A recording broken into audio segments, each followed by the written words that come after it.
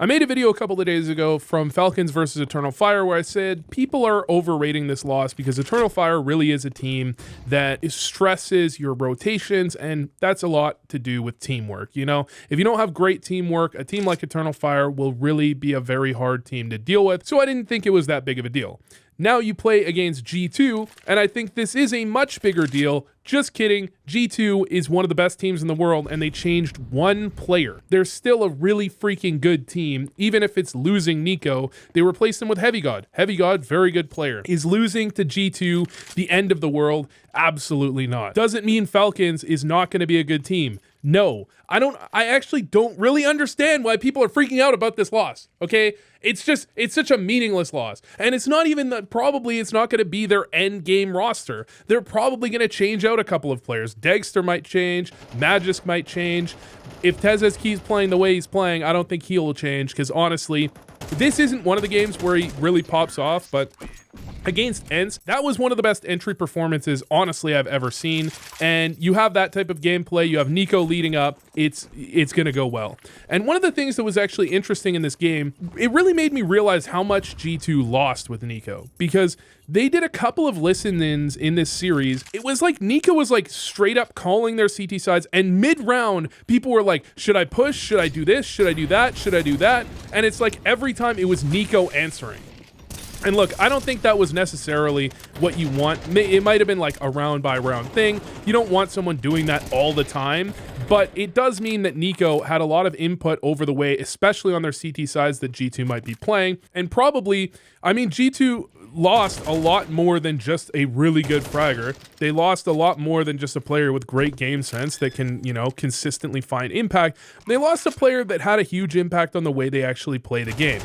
And Falcons, honestly, for a team that just got put together, is looking pretty damn good. And honestly, I've seen people say this, and I actually think I agree. I think Kixan probably got the better of Snax, at least when we look specifically at Mirage, because if you listen to the post-game interview as well, Niko mentions, we knew a lot of what they were doing. We knew a lot of what their plans were. We were in the right positions. We just couldn't win the rounds. We have to win those rounds. And based on the way the game plays out, I think that's true. I don't think that's bullshit. I think a lot of these rounds, they have a very good idea of exactly what G2 are doing. And I'll show you a couple examples of what I'm talking about. First of all, Hunter, you have to get that kill, man. Like, come on. But anyways, Niko, first kill of the game. No, it's not the first kill. I thought that was the first kill of the game, and he got an ace. Round 5 is the first, like, real gun round that we're actually getting to take a look at. And Niko dies immediately. Look, sometimes you can't really help that, especially because you take some risks in terms of occasionally you're going to go for a fast underpass play, even though you know that type of play is possible, because you're thinking that that's not something they do. And one of the interesting things about G2 is I noticed they have a lot of strong tendencies where they'll do a play and they'll make the same play very often, or they won't make certain plays that even are sometimes meta plays. They just won't make them at all. So it'd be interesting to know like how you look into that if you're a team trying to anti-strat G2.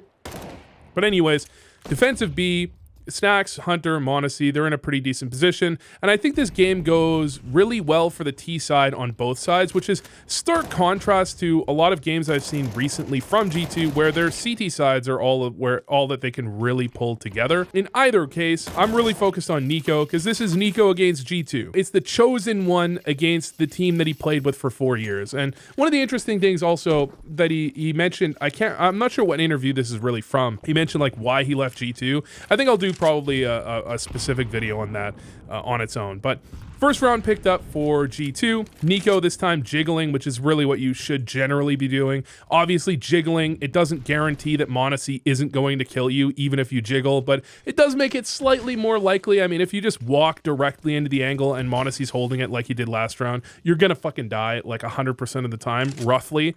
Rough estimate. You're going to die pretty much every time. But he gets boosted in a window, and he's going to find this crazy timing. So he drops the nade. Malbs drops the nade. Niko right there. And the moment Malbs jumps, the moment he jumps, that is and Niko finds a few unbelievable timings in this game that are like, I talk about timing sometimes, and I'm like, you know, timing isn't everything. A lot of the time it's intentional.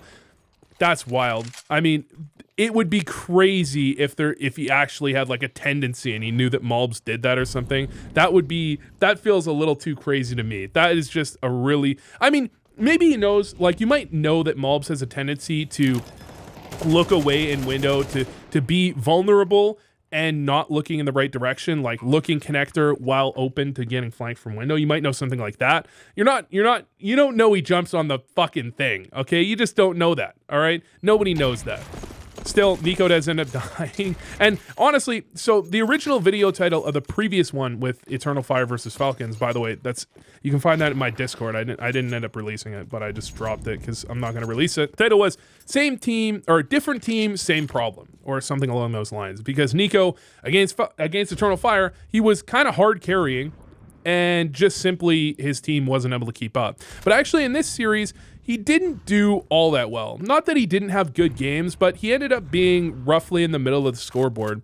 And it's going to be tough for any team, especially a team that really buys into Niko. And this is one of the reasons I gave Hooksy a bit of a break at times, because sometimes, you have games where Niko just doesn't frag. You put him in all the best positions and he just has a bad game.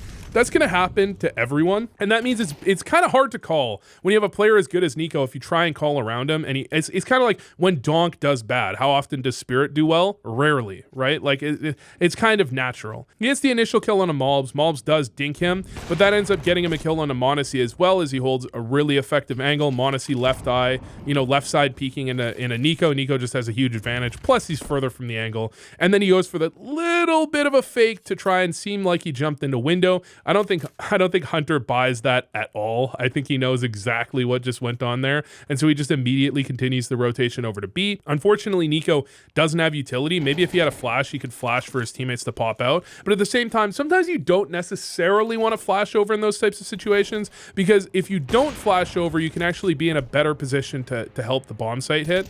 And Hunter, honestly, we'll watch this back from Hunter's POV, because this is actually just a great play from Hunter. He doesn't buy the fake jump into window from Niko. He actually rotates over, doubles up on B in a kind of awkward situation where you're not expecting it, hides behind the pillar, catches the bomb plant, insta swing on a Dagster, and he knows exactly where Niko's coming from because of what he heard earlier. Delays just enough time, Niko has no chance, and he ends up getting the kill as well. Really well done from Hunter. And from Niko's perspective, as I was saying, you don't necessarily always want to have that player throw utility, even though in theory it's like, yeah, you have a third player there. Maybe you drop utility on the ground and he picks it up, although they could hear that. But maybe optimally you want him to have utility. But at the same time, if he throws utility, then he might not be in position to catch a market rotate later on in the round. And generally your goal in that type of 3v2, was it a 3v2? 3v3? That type of situation is you try and catch the B player instantly, and then off of that, you have someone lock down the rotate. So you might even be able to have that opper peek window and kill someone, peek like, apartments window and kill someone coming through, rotating off of short, or you can have him kill someone rotating through market, and I feel like that's generally one of the more effective ways to do things, whereas a flash almost kind of just lets them know you're coming before you make contact. They can start rotating even earlier.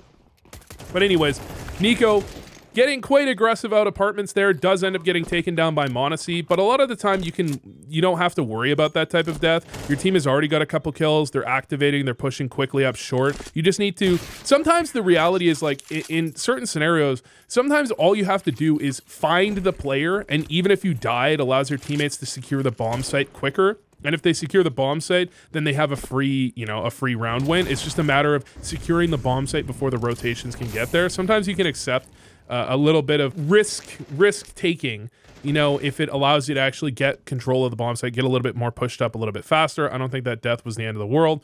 And then you end up with an anti-eco where they're just going to roll this one over and it doesn't end up really mattering. And I mean, Niko, I don't think this has by any means been the best game of his life. Obviously, he's had a couple of deaths where I think, there's a couple deaths where it feels like he could have prevented it. But at the same time, he's also been getting a kill in the majority of these rounds. And it's not like he's been heavily under-delivering. I think he's been mostly doing his job, which is really more or less what you can ask for someone, especially when he's playing an aggressive role like this.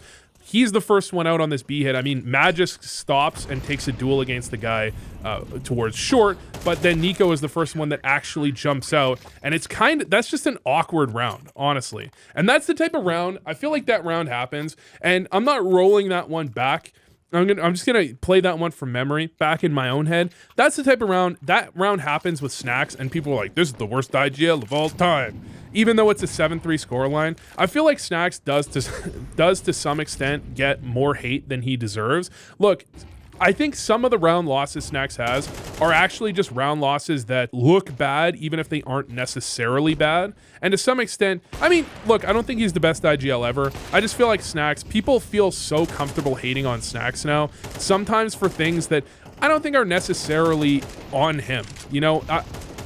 And this is going to sound dumb, but like some of it, I honestly feel like the coach should, there are some things that G2 does that I just feel like if I was coaching this team, there's no way I would feel like I had failed my job if I allowed this stuff to happen, and I wouldn't place the blame on the IGL necessarily for some of that stuff. And I even mentioned it back when they had Hooksy with the way they played lobby on Nuke. I just felt like it was just not effective.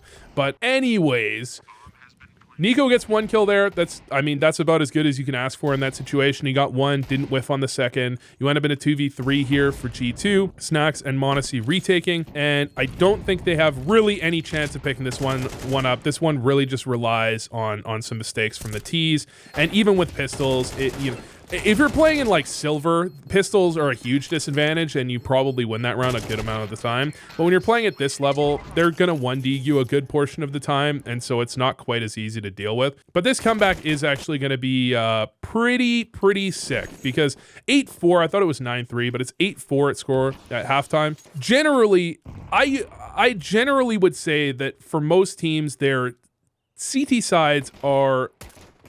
their CT sides come together faster. Actually, as I'm saying those words out loud, I actually take that back. I actually think it might take longer for CT sides to come around than it does for T sides, because if you actually think about it, a T side, you can run a strat, and obviously it can go bad. You can have bad player cohesion, things can go wrong. But I feel like on T side, you can call a strat and you can kind of decision tree it down, and you can know there are only a certain amount of things that could go wrong. And then in the mid round, you have the initiative, so you can actually call your team as an IGL, or the IGL can call the team into some pretty good positions. Whereas if you look at it on CT side, you kind of just have to have a lot of effective reactions. You have to have a lot of supporting utility to help your teammates out once they, if they're holding a bomb site, if they're getting overwhelmed. You can have flashes that don't blind them, or you have to be comfortable knowing when your teammate needs a flash, when he doesn't. So I was going to say that I think CT sides are generally easier for new teams to put together. But I mean, if everyone's in their most comfortable spots,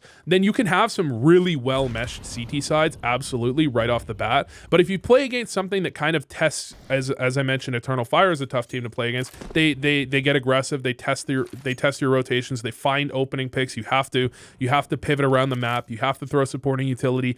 I think maybe actually CT side is harder to defend than T side, or harder to get used to than T side. But in any case, they win the pistol round, and then on round 2, they have just a good read on this. They push into Palace, double push into Palace, clear it out. I think G2 is a team that doesn't play a Palace player as much as a lot of other teams. Some teams play a Palace player almost every round, or basically every default round, or essentially every round where they're not going B. A lot of teams seem to play a B player. Now, they actually did a listen in this exact round, and one of the things Magisk says is that he was falling back to B, because if you look at how this kill looks, it looks like Heavy God's falling back to B. But if you actually look at that jump, I don't think he was falling back to B, guys. I think he was rotating into Palace. Now, that's extremely challenging to actually pick up in the middle of a round. And at the same time, this was, I believe, a Niko call to put 3B in this situation. They double push Palace, they get a player into Palace, and they decide to put 3B. That's Niko that called that. Then Magisk continues pushing. That's another thing. I think Magisk literally asked, then Niko said, yeah, you should push. And then, Magisk makes the wrong call, but I don't think if he makes the right call, that fundamentally changes the way that round plays out. You end up with Degster into a 1v2. Not the greatest situation ever, but not unwinnable. And oh my lord, if he has like 2 extra bullets, he actually just kills Snax as well. That is crazy. Degster, at times, dude, I look at a picture of Degster and I put it next to a picture of m0NESY, and I'm like, damn, that's the same picture. And at times, they look completely different.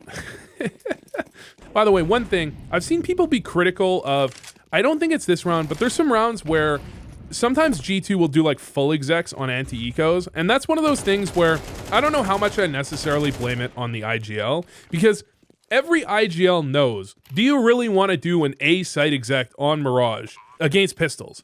No. Generally, no. You don't almost ever want to do that. However, why are they doing it is the question you have to be asking. And a lot of the times, in my experience, the reason you're going for an A site exec, and this isn't the round, I'll point out the round I'm talking about, but the reason you might go for an A site exec against pistols is oftentimes not because you want to go for an A site exec, not because you think it's a great idea, but because you know your team has a tendency to throw rounds and give up advantages and find ways to die on rounds where where you don't go for an exec, where you go for a split, where you go for a standard play, right?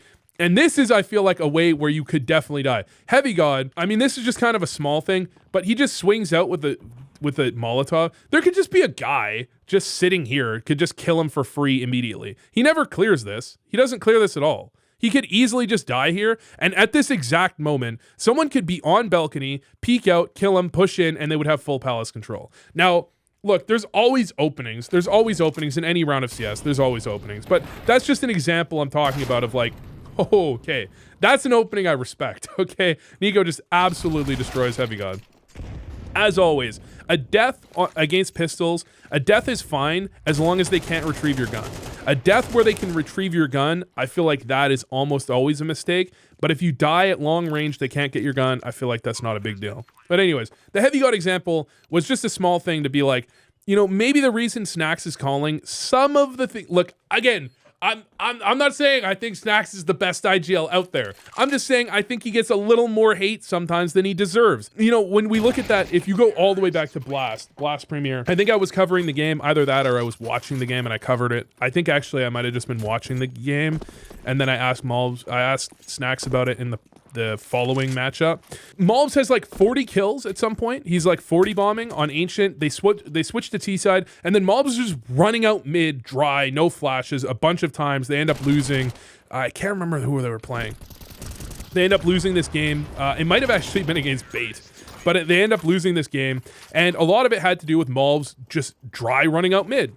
And then everyone's like, what the hell is Snax doing? Why are you having Malbs dry run up mid? And then Snax mentions in the interview later, he's like, yeah, he never said anything. He just ran out mid. And it's like, yeah, you know, these are the things we can't know. And so I try to be as light as possible on some of these plays. Now, I do think now to be harsher on Snax for a second, in a video about Niko, but to be harsher on Snax for a second, he's the reason Niko left G2. No, I'm lying. Okay, I'm joking.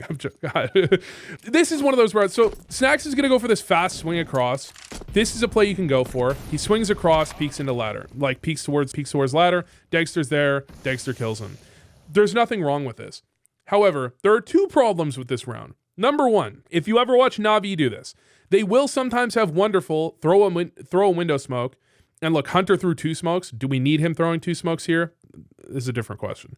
But you can have someone come here, throw 1 smoke, immediately move over, and they can throw the flash that is meant for you to swing out of here. It's that flash. It's not like you can't have that flash thrown, even if you want the guy throwing the flash, to throw a smoke first, you can have him come over here, throw a flash.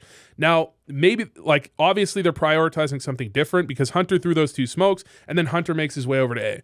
The other problem I have with this round is if you actually look at G2 in this season, since the player break ended, they've done this play. They've had m0NESY go ramp with an AWP, from what I can tell, like 10 times. Every single time they've had 5 people A, except this round. Every single time they've had m0NESY with an AWP A ramp, they've been running 4 or 5A. I said 4 to cover my bases. I'm pretty sure every one I saw was 5A. Okay, every single time, except for this one where they run Snax top mid and Malbs under, and they end A. So what's the functional difference?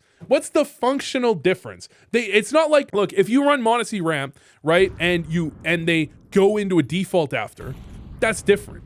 They run m0NESY ramp, and their change up of 5A with m0NESY ramp is 3A into a fast A play. That's my other problem with this round. Okay, so even though, you know, and by the way, I really like this play. I really like the way they execute this play. But you know, if you're G2 here, I get the feeling like, if you're Falcons here, I get the feeling like you might know that an A play is coming. Now, there is something really nice about this. The utility that gets thrown to support Hunter here is really effective. So Mobs throws a bit of a fake trying to put some pressure B. Then as soon as they get spotted A, immediately, yeah, there's a bit of a delay, but relatively quickly, Molly, flash, swing, Hunter with no flash towards jungle is completely covered to actually go for this swing. Now, the timing might not be perfect, whatever. If they could have done it faster, you're really splitting hairs at that point. It's a really it's a well-designed kind of explosion play. I bet if I was to look at this, they probably usually have Mulbs as the first guy out.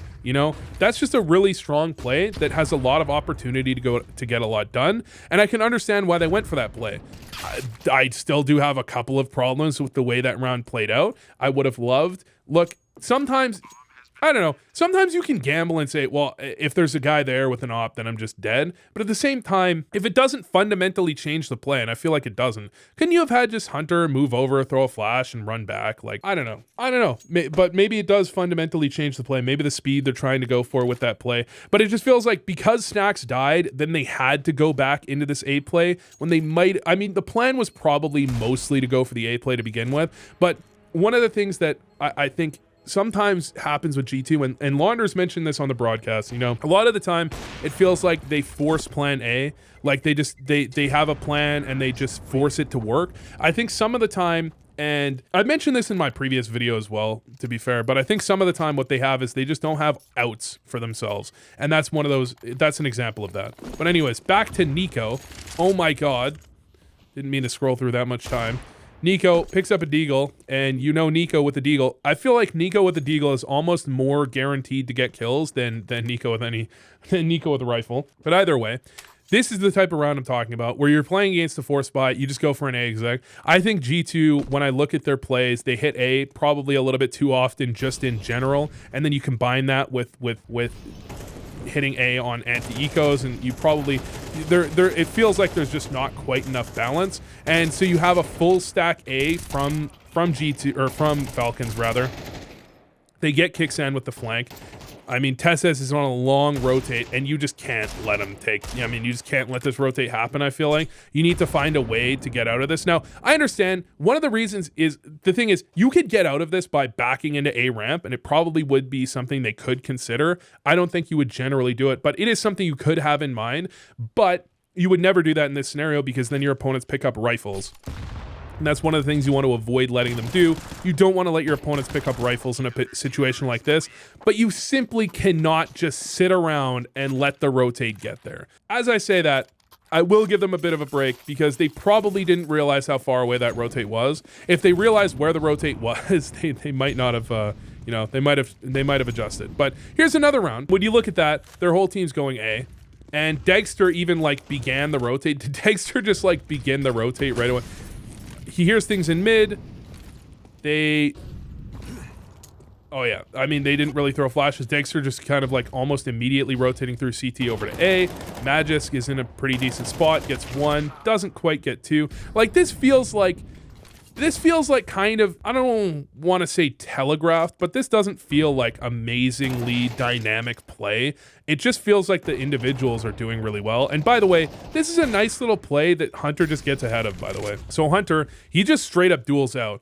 And you're going to actually have Tezes throws, not Tezes, but who is it? Dexter, or someone throws a flash over. It's Kixan, throws a flash over to allow Hunter, or to allow Niko to peek out, to kill players that might be posted on him from sight. And if they were sight, that would work. But Hunter's actually in a position to dodge that flash very specifically. And that means that, I don't think that's necessarily his full intent here, but the position he's in dodges that flash perfectly. So Niko peeks out into him, and that's just a peek where you're so close to the corner that you just don't really have much of a chance. And then Hunter plants, and by the miracle of only God knows how, he somehow survives that plant. He should have just died. He really should have just fucking died. Right? And then you end up in a 2v3, Monacy and Snax. Snax can just try and survive, and Monacy can get most of the work done here, probably, you would think. And Snax can try and play around. Snax does his job quite effectively. And I mean, this is a well-played 2v3. I mean, you can't say much more than that. Monacy hits his shots. Snax plays this exactly how you're supposed to play. Even if you're not playing with Monacy, that's how you play a 2v3 in that type of situation. Try and draw their attention. Allow that Opper to get his first shot off before they know the position of the Opper. That's the freest kill the Opper can get. And then go from there. Then you have, again, Falcons back onto pistols. Falcons have won 2 rounds so far in this half, including pistol round, which is not exactly what you're looking for. And now you have G2. And I think when they really get things done, when they really work well, is when they do these changes of pace. I think explosiveness is a good way to put it. This is way, you know, I've seen these IGL roundtables before. They talk about explosiveness. That's one of the most dangerous things opponents can do. You know, when at the highest level, you want teams that can be very explosive. And to be fair, I think Snax can showcase his team to be very explosive. I just think when they slow it down, they often make mistakes. And that, look, that's why I think you need to give IGLs time.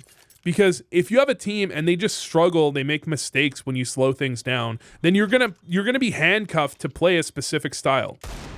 And that doesn't make you a bad IGL. It means but it does mean over time, in the long term, if you don't fix that in over 3, 4, 6 months, maybe, if you don't fix that, then there's something wrong with the IGL coach combo if they can't actually work on that and get your team on the same page. Something's, you know, obviously going wrong. And Snax has been around for quite a while now.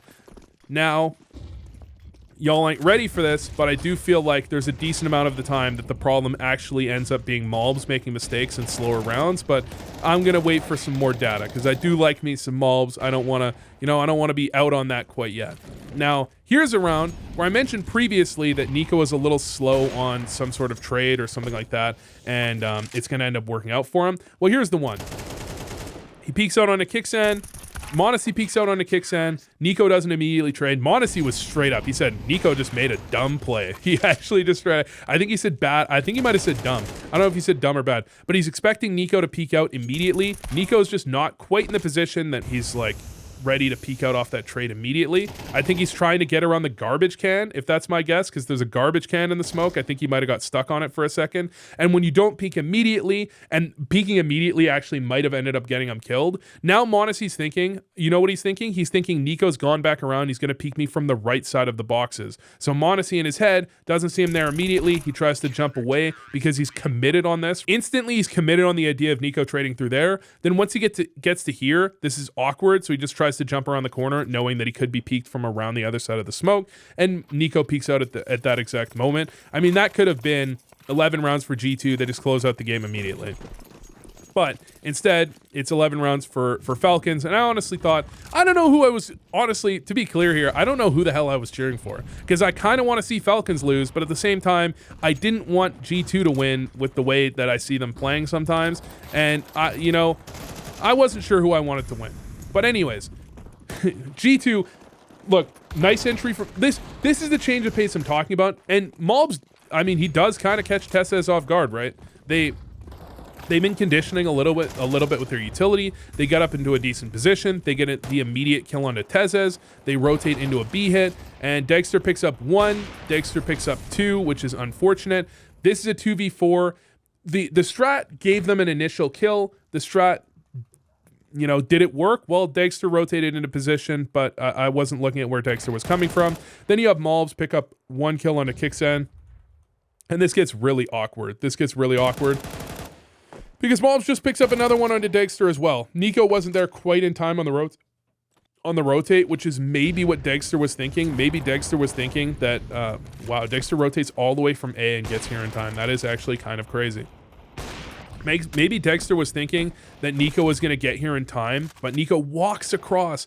Maybe he thought Niko was going to get, because this is weird, right? Dexter's just sitting here, not really looking at, basically, you can look up here, and that's like the main place they're going to peek you from. But maybe he's thinking that Niko's going to get there in time to cover that play, because if Niko had gotten there a second earlier, then Niko covers that, and you're feeling good about it. But instead, Niko's a little late for whatever reason. Maybe he was thinking someone's close market, didn't want to, give a sound cue, which is fine. But it might have been a miscommunication is what I'm getting across. You end up at a 2v2, and Malbs and Heavy God just pause. They just pause. They wait for Falcons to make the first move. Heavy God hits a really fucking quick shot onto Niko, and then it's Magisk 1v2. Mob spots him out. This is a really well-played 2v2. This is honestly, I feel like in the early round and the late round, I'm 100% confident in mobs to make the right plays. It's in the mid rounds when strats start breaking down that I feel like sometimes I kind of question it. But again, we're gonna wait a little while before I straight up say that opinion, before I put that one out there. Okay, it's a preview. It's a preview of a later opinion, but. Bad money because of the way things have been going down. They go for the fast play up mid. This time around, you have the swing out mid from 3 players, just the perfect strat for the round. Not a lot of flashes being thrown by G2, but it doesn't really matter when you just have the right setup, the right positions, and then Mobs comes out afterwards and picks up the final kills. It basically secures the round. And this is a nice little play, by the way. I thought this was just a nice little play that gets made. They know that Kixan could have jumped up, and one of the main plays Kixan might make here is to jump up and jump across. So they actually molly, and one of the things you might do when you get mollied is you might push forward, so they nade the smoke to try and catch him as he's pushing forward. He might even, in that situation, the molly lands, he might even start to walk into the smoke to catch someone. So they do that. Kixan gets past that, but then the double bait, where after that nade into the smoke, you're thinking they're going to push through or they're going to fall back. Kixan starts to push. Heavy God's just sitting there waiting for him. Really nicely done. I mean, that's just a small thing, but those are the things that you can consider using yourself, these small kind of outplays that can bait your opponents into doing, making dumb plays. Not that pushing there is a dumb play, but it's a dumb play if it fails, right? We then have the final round of the game, of regulation at least, ha ha ha. And you're gonna have another slight change up where they're just gonna go for an aggressive pop play. Niko gets aggressive in mid. Niko tries to take the round into his own hands, and this is really well played by Malbs.